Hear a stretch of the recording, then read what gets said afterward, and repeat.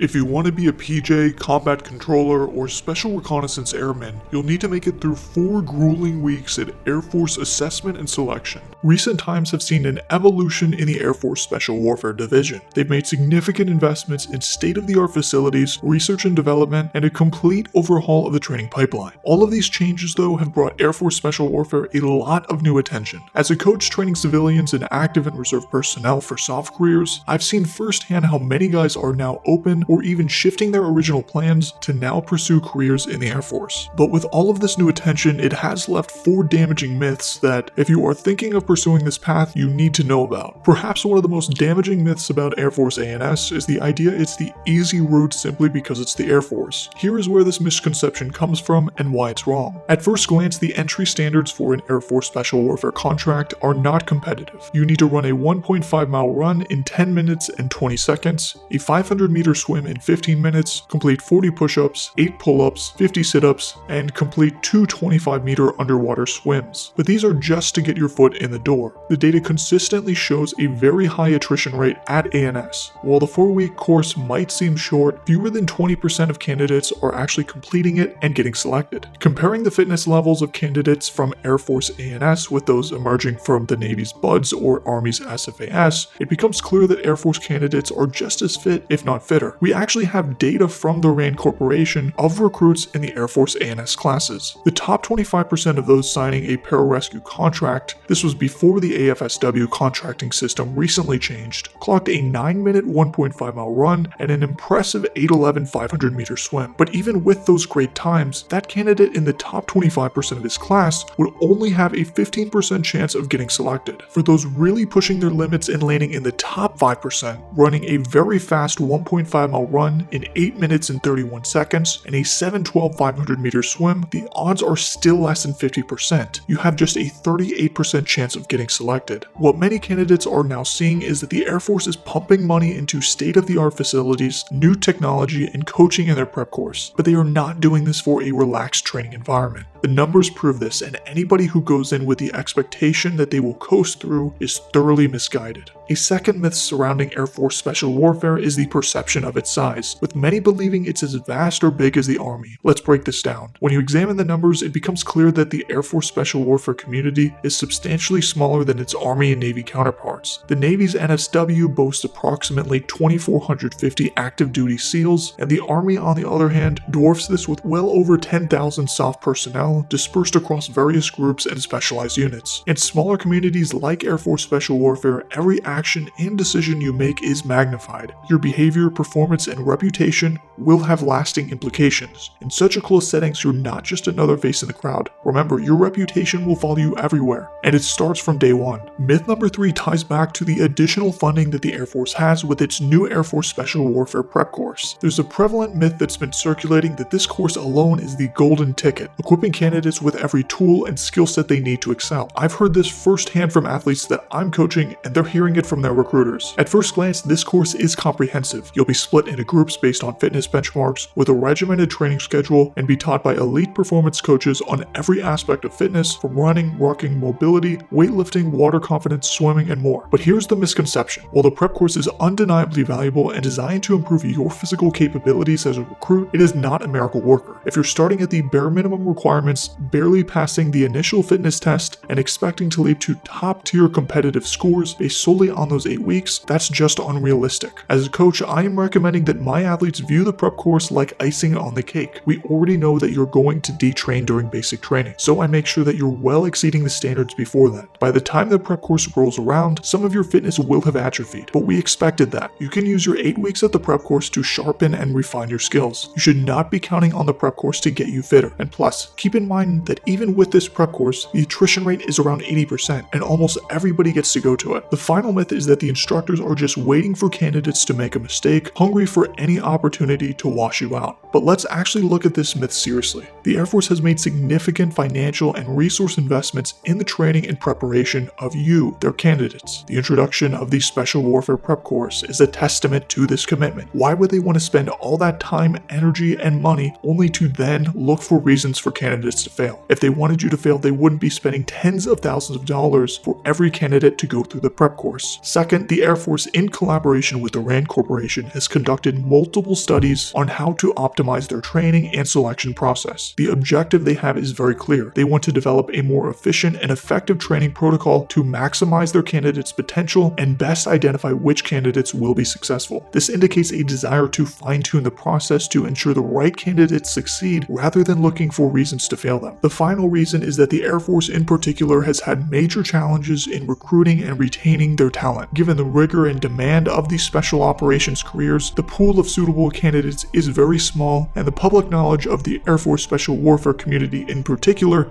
is also very low. This has led to additional investments per the recommendations of RAND to increase awareness of Air Force Special Warfare. So those are the 4 training myths surrounding Air Force Special Warfare and Air Force Assessment and Selection. Since it is a very small community and they've been putting so much new investment into their pipeline, it is changing very quickly from month to month and year to year. Leave your training questions in the comments. Thank you for watching.